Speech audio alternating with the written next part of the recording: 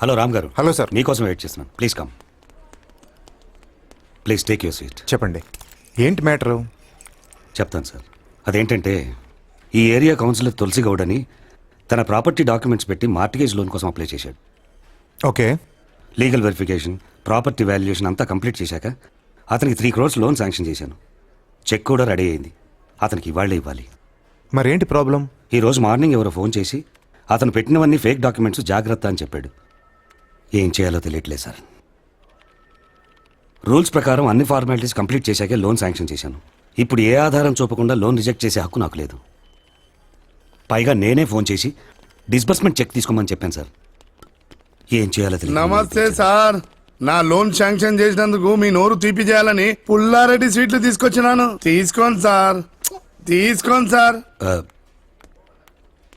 ఆ land documents ఇవ్వండి.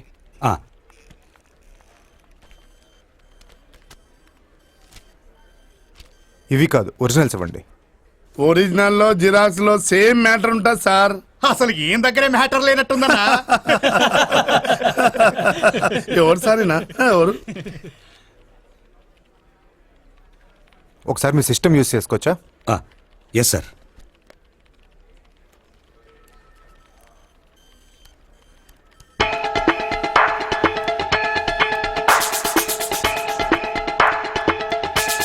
Sir, these are fake documents. You need not sanction the loan. ఏమ్రా బలిసిందా? ఆ డాక్యుమెంట్స్ చదవాలంటే 2 గంటలు పడుతుంది. నువ్వు 2 నిమిషాల్లో చూసి ఫేక్ డాక్యుమెంట్స్ అని ఎట్లా అంటున్నారా? ఈ ప్రాపర్టీ ఎవరు కొన్నారు? మా తాత కొన్నాడు. ఆ తర్వాత నాకు గిఫ్ట్ ఇచ్చాడు. ఏ సంవత్సరంలో కొన్నాడు? డిసెంబర్ 1892లో. అయితేంటి? దీని మీద సంతకం ఎవరు చేశారు? ఇంకెవరు చేస్తాడయా? అమ్మినోడు చేస్తాడు.